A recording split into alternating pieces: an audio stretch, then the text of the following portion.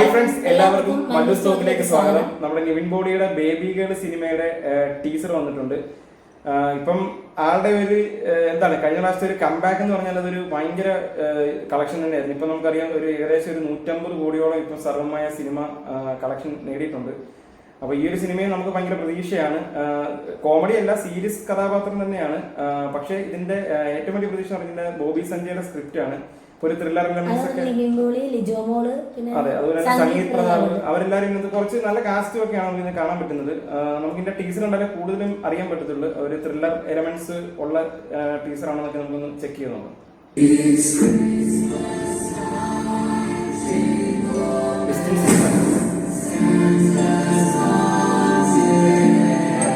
സാറുകൾ urgent situation, പക്ഷെ ഞങ്ങൾക്ക് മാത്രമായിട്ട് ഒന്നും ചെയ്യാൻ പറ്റില്ല. ഞാൻ അവിടുത്തെ അറ്റൻഡറാണ് സാർ. എന്റെ മോന്റെ കുഞ്ഞ സമയം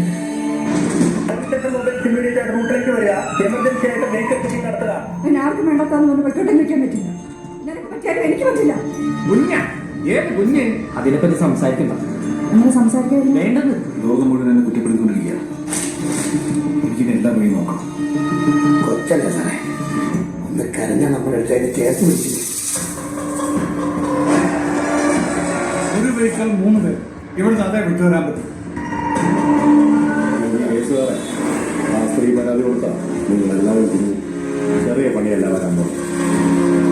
ആ ഹോസ്പിറ്റലിൽ ഇറങ്ങാൻ പോയ റൂട്ട് കുറച്ച് വളഞ്ഞ വഴിയാണ് സർ. പുള്ളിയുടെ ഉച്ചപ്പൻ ഹോസ്പിറ്റൽ അറ്റൻഡർ. ആദ്യം ഗൗരീശപ്പെട്ട നെടുമങ്ങാട് റൂട്ടിലേക്ക് കിട്ടിക്കൊണ്ടൊന്നുമില്ല. അവിടെ നമ്മൾ തിരിച്ച് ചെയ്തൊരു കിടക്കാനുള്ള ചെയ്തത്. അതിനൊരു വെള്ളം കുടിക്കാൻ വേണ്ടി ചെയ്യുന്നത്. ഇപ്പോൾ വീണ്ടും മൂവിംഗ് ആണ്. അറ്റ് പ്രസന്റ് എല്ലാം ടവറിന് കീഴിൽ ഒരുതരം ബാക്ക് ആൻഡ് ഫോർത്ത് പോലെ. ആ കുഞ്ഞിനെ പറ്റി നിങ്ങൾ അതിനെ പിടിച്ച് ജയിലിടും. ആ നിങ്ങളുടെ കാര്യം. അവന്റെ കവാലം കൊടുക്കണം സാറേ. പോലീസ് നിങ്ങളെ പ്രതിസ്ഥാനത്താക്കണമെന്ന് കേൾക്കുന്നത് ശരിയാണോ?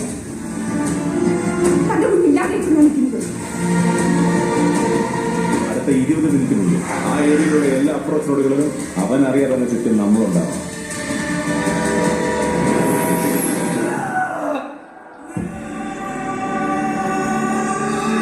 അതുമാത്രം പറഞ്ഞില്ലല്ലോ. എന്ത് കുഞ്ഞാ?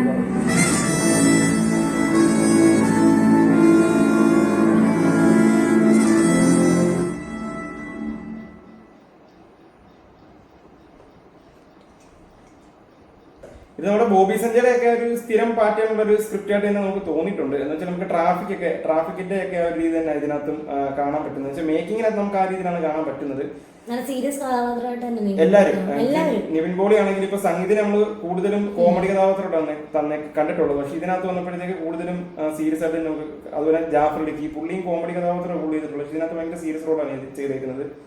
അപ്പം കൂടുതലും സീരിയസ് ആയിട്ടൊരു പടം. ഇത് ഒരു മിസ്റ്ററി ത്രില്ലർ ഭാഗമായിട്ട് നമുക്ക് ഇപ്പം ഇതിനകത്ത് ടീച്ചറിനകത്ത് മനസ്സിലായത് എന്ന് വെച്ചാൽ ട്രെയിലറിനകത്ത് മനസ്സിലായത് എന്ന് വെച്ചാല് ഒരു കുട്ടിയെ അങ്ങനെ എന്തോ, പിന്നെ അറ്റൻഡർ ആണ് നമ്മുടെ നിവിൻ പോളി. അപ്പം നിവിൻ പോളിയിലേക്കാണ് അന്വേഷണം പോകുന്നത്. അപ്പം അതിനകത്ത് എന്തൊക്കെയോ മിസ്റ്ററി കാര്യങ്ങളൊക്കെ ഉണ്ട്.